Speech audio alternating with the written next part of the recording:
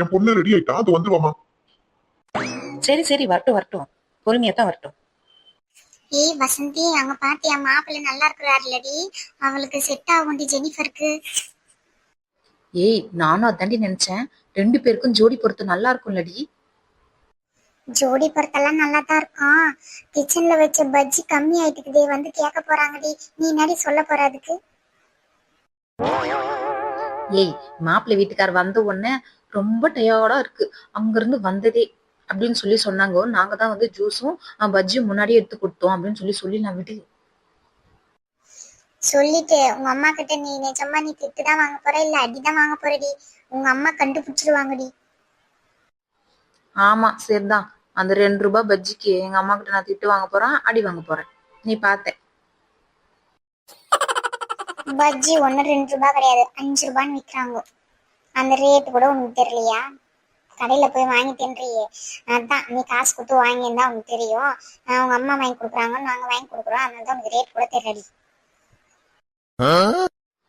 இந்த ஆராய்ச்சி ரொம்ப முக்கியமா இப்போ உனக்கு? ஆன்ட்டி, வந்து மாப்பிள்ளை சார் வந்து என்ன வேலை பாக்குறாங்க? என் பையன் டாக்டரா இருக்காமா. ஏய் வைஷ்ணவி, டாக்டர் ஆண்டி அவரு. அவரு பார்த்தா டாக்டர் மாதிரியே தெரியலையடி. உனக்கு தெரிந்தா எதனா? ஏய், டாக்டர்னா அதுக்குன்னு எப்ப பாரு வெள்ளை போட்டு போட்டுன்னு அந்த கழுத்துல ஒண்ணு மாட்டி நிற்பாங்க, என்னடி அது? ஏதோ ஒண்ணு சொல்லுவாங்க, அது பேர் எனக்கு தெரியல. அது ஒண்ணு போட்டுக்கின்னு சுத்தினா இருப்பாங்க. அங்க ஹாஸ்பிட்டலுக்கு போனாதான் வேலை செய்யும் போது தான் அது போடுவாங்க. கோட் எல்லாம் போட்டுப்பாங்க. சும்மா இருக்கிற நேரமும் அதே மாதிரி அவர் இருக்க முடியும்? பேபி, ஜெனிஃபர் கூப்பிடலாமா? ஏய், அவங்க மாமியார் என்ன வேலை செய்யறாங்க, அவங்க மாமனார் என்ன வேலை செய்யறாங்கோ அப்படின்னு சொல்லி எதனா கேட்டு விசாரிச்சுக்கிட்டாடி நானு. இன்னும் கல்யாணமே ஆகல, அதுக்குள்ள மாமியார் மாமனார் ஆக்கிட்டே அவங்கள. நீ எதுவும் கேட்காத, வாய் மூடி நிறு. எல்லாம் வந்து உங்க அம்மா வந்து கேட்டுப்பாங்க, இல்ல ஜெனிஃபர் அவங்க அம்மா வந்து கேட்டுவாங்க, அவங்க அப்பா வந்து கேட்பாங்க. நீ கம்முன்னு இருந்தா போதும்மா தாயே. கல்யாணம் பண்ணி கொடுக்க போறாங்க, எல்லா விஷயத்தையும் நம்ம கேட்டு தெரிஞ்சுக்கல, என்ன இருக்குது இதுல தப்பு? ஆண்டி, உங்களுக்கு வந்து ஒரே பையனா இல்ல வந்து 2-3 பசங்க இருக்கிறாங்களா? எனக்கு 2-3 பசங்க எல்லாம் இல்லம்மா. ஒன்னே ஒண்ணு, கண்ணே கண்ணுன்னு என் ஒரு புள்ளைய தான் நான் வச்சுன்னு இருக்கிறேம்மா. வேற பசங்க இல்லம்மா எனக்கு. ஒரே பையனாண்டிய வீட்டுக்கு அவரு ரொம்ப அடம் பிடிப்பாரு. எந்த விஷயமா இருந்தாலும் ஒரே பசங்களா இருந்தா ரொம்ப செல்லம் கொடுத்து வளர்த்துருப்பாங்கல்லடி. எனக்கு என்ன தோணுதுன்னா, அந்த காலத்துல இவங்க ஒரு குழந்தையோட போதும்னு நினைச்சுன்னு இருக்கிறாங்க பாரு. அதுதாண்டி எனக்கு பெரிய விஷயமா தெரியுது. ஏய், ஒரு சிலர் தான் வந்து ஒரு குழந்தைய போதும் அப்படின்னு சொல்லி நினைப்பாங்கடி, அந்த மாதிரி பழகுது இவங்க. What is this? சீக்கிரம் பொண்ணு கூப்பிட்டு வருவாங்கன்னு பாக்குறேன், கூப்பிட்டு வர மாட்டேன்றாங்க. ஜெனிஃபர், போய் எல்லாருக்கும் காஃபி கொடுமா.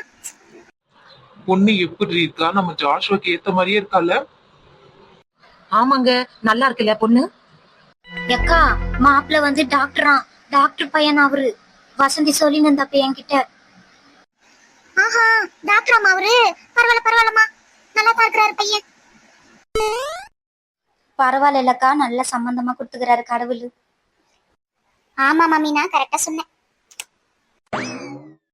ஜெனிஃபர், காஃபி கொடுமா.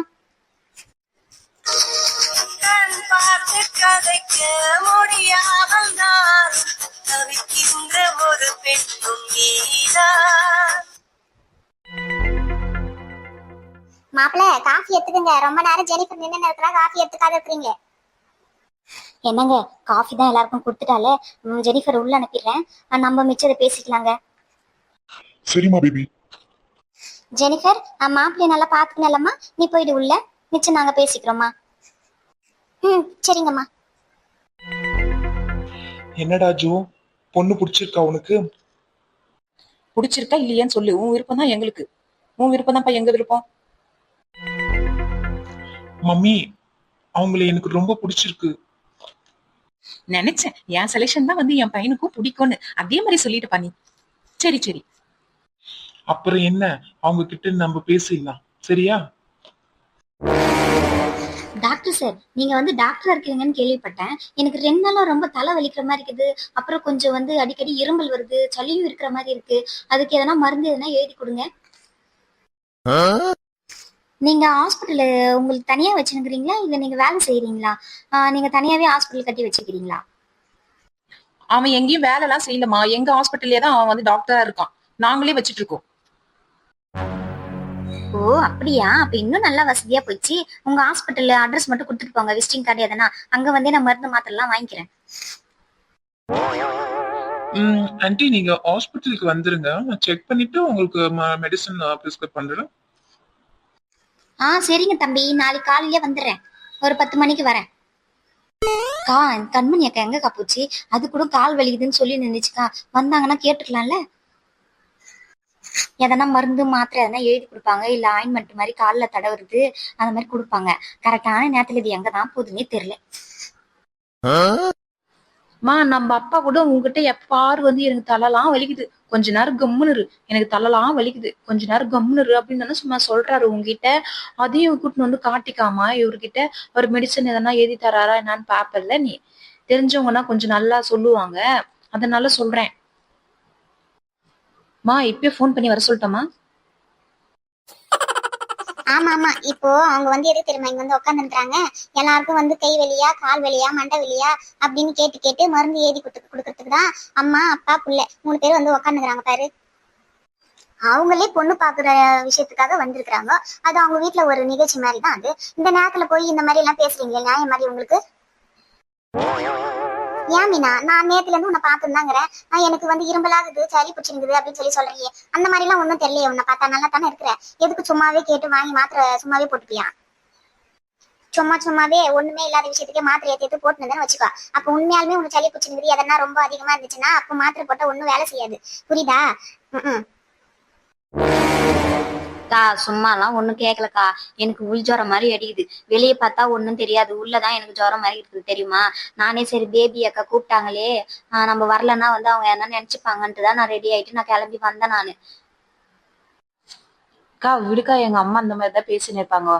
அதான் காலையில வர சொல்லிக்கிறல்ல, விசிட்டிங் கார்டு வாங்கி வச்சுக்கோங்க. எங்க அப்பாவையும் நான் கூப்பிட்டு வரேன். நீங்க எங்க அப்பா நான் 3 பேரும் போலாம் விடுங்க. போங்க போங்க.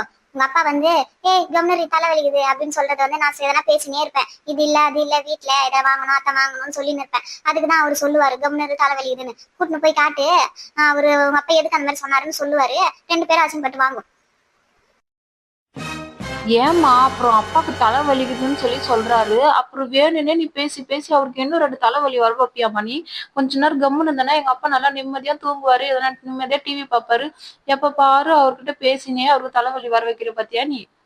முதல்ல போய் உனக்கு ஒரு மாத்திரை ஒண்ணு வாங்கிட்டு வரேன். எங்க அம்மா கம்முனே இருக்கணும், எங்க அப்பா கிட்ட சண்டை போடக்கூடாது அப்படின்னு சொல்லிட்டு நான் வாங்கிட்டு வரேன் நாளைக்கா. நம்ம வீட்டுல போய் பேசிக்கலாமா? நல்ல விஷயம் நடந்துருக்கு, கம்முனு இருமா, வாயை மூடிச்சுன்னு. எங்களுக்கு பொண்ணு ரொம்ப பிடிச்சிருக்குதுங்க. அடுத்து பேச வேண்டியது பேசிக்கலாம். நீங்க எப்ப வீட்டுக்கு வரீங்கன்றதை எங்ககிட்ட சொல்லுங்க. உங்களுக்கு பொண்ணுக்கு பிடிச்சிருக்கான்னு கேட்டுட்டு சொல்லுங்க. என்னடா வெளியாத மாதிரி பேசுற? ஃப்ரெண்டுக்குள்ள வாங்க போங்கன்னு பேசுற?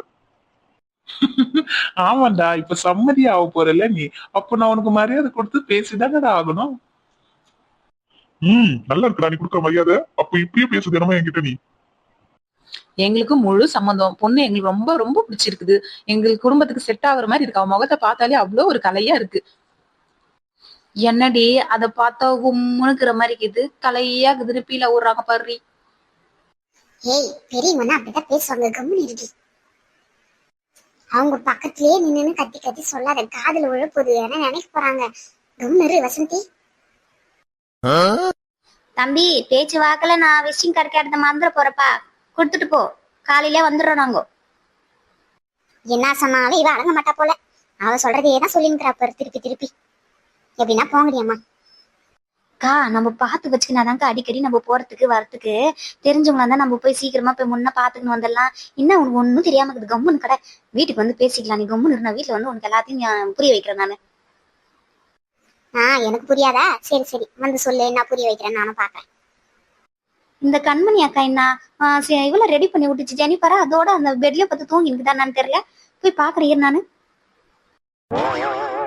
ஆன்ட்டி, நான் விசிட்டிங் கார்டு கொண்டு வரல.